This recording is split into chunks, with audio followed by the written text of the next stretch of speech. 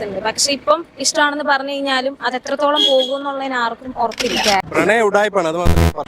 നമുക്കപ്പം Valentine's day കുറച്ച് ആൾക്കാർ ഇപ്പൊ മാനവേത്ത് നിപ്പുണ്ട്. അവരെ നമുക്ക് ഏകദേശം അറിയാം. കണ്ടന്റ് ക്രിയേറ്റേഴ്സ് ഒക്കെയാണ്. നമുക്കൊന്ന് അങ്ങോട്ട് പോയി.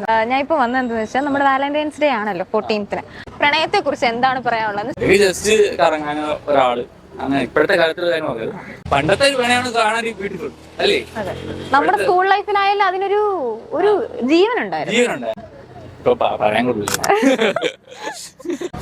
ഫസ്റ്റ് ഓഫ് ഓൾ എനിക്കൊരു റിലേഷൻഷിപ്പ് ഉണ്ട്, ഞാൻ ഹാപ്പിയാണ്, ഞാൻ സാറ്റിസ്ഫൈഡ് ആണ്. പക്ഷെ എല്ലാവരോടും എനിക്ക് പറയാനുള്ളത് ഒന്നും എക്സ്പെക്ട് ചെയ്യാതെ സ്നേഹിക്കുക, അതാണ് നല്ലത്. അഡ്വൈസ് എന്താണ് ഇനി പ്രണയിക്കുന്നവർക്ക് വേണ്ടിയുള്ള? എന്ന് വെച്ച് പ്രണയിക്കേണ്ടെന്നൊന്നും പറയുന്നില്ല. ഇന്നത്തെ കാലത്ത് തന്നെയാണ് നമ്മളെല്ലാം ജീവിക്കുന്നത്. അപ്പം പ്രണയിക്കുന്നതിന് തെറ്റൊന്നുമില്ല. പക്ഷെ ഒരു ഡിഫറൻസ് ചോദിക്കുകയാണെങ്കിൽ ആ ഒരു സീരിയസ്നെസ് ആരും കൊടുക്കുന്നില്ല. അത് നല്ലൊരു ഫീലാണ്. അത് എപ്പോഴും എല്ലാരോടും നോക്കിയാൽ അത് വേറൊന്നും പറയും. ഒരാളോട് പെട്ടെന്ന് ഒരു സംഭവം പെട്ടെന്നല്ലേ തോന്നുന്ന സാധനം അത് മാക്സിമം ജെന്യൂൻ ആയിട്ട് മുന്നോട്ട് കൊണ്ടുപോകാം. അല്ലാതെ ഉടായിപ്പാവരുത്. ട്രസ്റ്റ് എപ്പോഴും അങ്ങോട്ടും ഇങ്ങോട്ടും. ഓക്കെ.